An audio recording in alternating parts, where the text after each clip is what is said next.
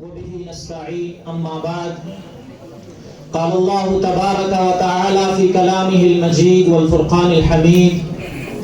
أعوذ بالله من الشيطان الرجيم بسم الله الرحمن الرحيم وما أرسلناك إلا رحمة للعالمين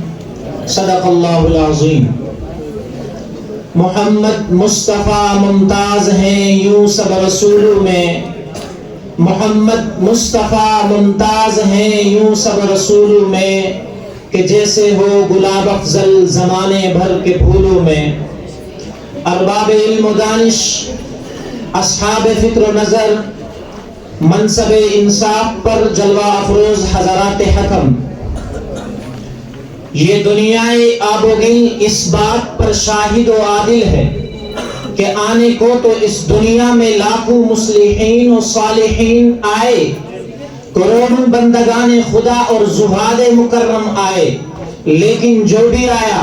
وہ جانے کے لیے ہی آیا. مگر جب جبر و تشدد کی تند و تیز ہوائیں چلنے لگی، نفرت و عداوت کے شعلے بھڑکنے لگے، فضائے کائنات پر ظلم و عدوان کی تیرا و تار گھٹائیں چھانے لگی، تو اس وقت عرب کے تپتے ہوئے صحرا میں خدا کا وہ آخری رسول صلی اللہ علیہ وسلم آیا، جو صرف آنے کے لیے ہی آیا، جو بڑھا تو بڑھتا چلا گیا، جو پھیلا تو پھیلتا چلا گیا، جو انسانیت کا غمخوار اور مظلوموں کا مددگار بن کر آیا، جو یتیموں کا والی اور غلاموں کا مولا بن کر آیا، جو عدل و مساوات کا عملی پیکر بن کر آیا. کیونکہ ایسے پرآشوب حالات میں صداقت و ہدایت کا یہی آفتاب و مہتاب اس تاریک دنیا کو بقعۂ نور بنا سکتا تھا. کفر و شرک کی تیرا و تار گھٹائیں چھٹ نہیں سکتی تھی، جبر و تشدد کی آندیاں مٹ نہیں سکتی تھی، نفر و تعصب کے بھڑکتے ہوئے شعلے بجھ نہیں سکتے تھے، مگر اس کے لیے ضرورت تھی ایک ایسی ہستی کی جو پیام صداقت و ہدایت لے کر آئے اور تمام مظالم کے خلاف علم بغاوت بلند کرے، انسانیت کو ضلالت کے اندھیروں سے نکال کر ہدایت کی روشنی میں لا کھڑا کرے، تڑپتی ہوئی انسانیت کی مسیحائی کرے، زنجیر غلامی میں جکڑے ہوئے انسانوں کو آزادی کی فضا بخشے.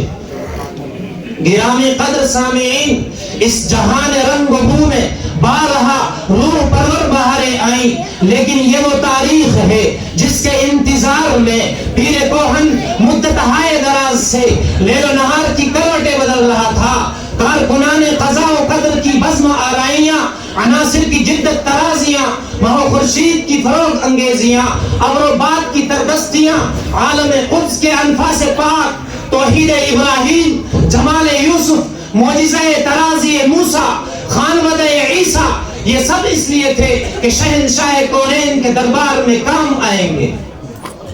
دانشوران قوم و ملت، توحید کا غلغلہ اٹھا اور نقشہ عالم کچھ یوں متشکل ہوا. آفتاب ہدایت صلی اللہ علیہ وسلم کی شعاعیں ہر طرف پھیلنے لگی، ایمان باطل کانپنے لگے، بتان باطل منہ کے بل گرنے لگے، آتش کدے فارس کی 100 برس سے بھڑکتی آگ بجھنے لگی، قیصر و کسریٰ کے دربار لرزنے لگے، دریائے ساوا کی روانی تھمنے لگی. تو بقعۂ عالم نے جھک کر تاریخ سے سرگوشی کی کہ یہ انقلاب کیسے برپا ہو رہا ہے. تاریخ نے خوشی و مسرت، سرور و انبساط میں ڈوب کر کہا فخر کائنات عزت اجلال ہوئے ہیں، جو سید کل، ہادی سبل، کونین کا سرور، شافی محشر، برتر و بالاتر، امام الانبیاء ہیں، جو حسینوں کا حسین، مراد المشتاقین، طہ و یاسین، رحمت للعالمین، اور ساری کائنات میں سب سے بہترین ہے، جو اٹھے تو آسمان کو عروج ملے،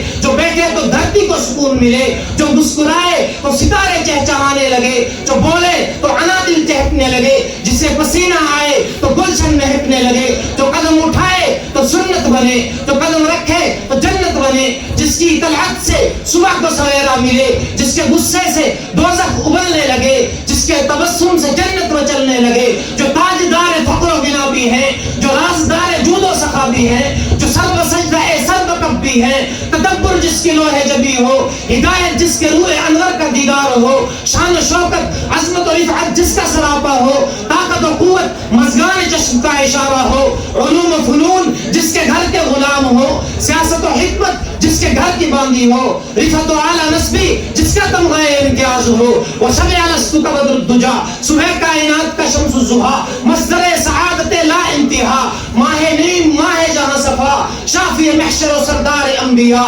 رنگ محفل ارض و سما، کوثر مواہب لطف و عطا، چشمہ رحمت مصدر جود و سخا، عالم ظہور کا فرما روا، مہمان عرش و جلوہ فرما احرا، دانہ قصر فکر رسا، انوار علم کا خانہ خدا، سالار غازیان نبرد آزما، کالی کملی میں کشور کشا، ثقلین کا رہبر و رہنما، کونین کی بہار جاں فضا، یعنی محمد مصطفیٰ و مجتبی، رب صلی وسلم دائما ابدا۔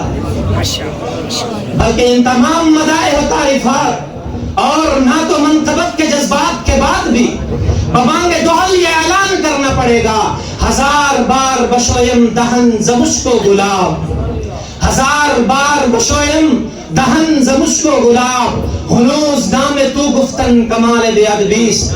اس لیے کہ وہ شعراء جن کی فصاحت و بلاغت، سحر ترازی و موجز بیانی، انداز بیان و شوکت لسانی پر ایک زمانے کو فخر تھا، لیکن جب انہوں نے اس کوچے میں قدم رکھا تو ان کی فصاحت و بلاغت دھری کی دھری رہ گئی، ان کی سحر ترازی و موجز بیانی ہوا ہو گئی، ان کی فکر اور طرز تخیل کو پسینہ آنے لگا۔ بعضوں نے تو یہ کہہ کر فرصت پائی، لا يمكن الثناء كما كان حقه، بعد از خدا بزرگ تو ایک قصہ مختصر۔ اور کسی نے اپنی بے بسی کا یوں اقرار کیا، چلتا ہی رہا صدیوں کا قلم، پوری نہ ہوئی روداد کرم، دریاؤں کا پانی سوکھ گیا، اوصاف نبی لکھتے لکھتے۔ اور کسی نے اپنی بے بسی کا یوں اظہار کیا، عظمت کوثر تسنیم نہیں لکھ سکتا، عظمت کوثر تسلیم نہیں لکھ سکتا، یہ قلم آپ کی تعظیم نہیں لکھ سکتا، میں نے شاعری کے کئی دیوان لکھے ہیں مگر آپ کے نام کی ایک میم نہیں لکھ سکتا۔ حیات باقی، ملاقات باقی، وآخر دعوانا الحمدللہ۔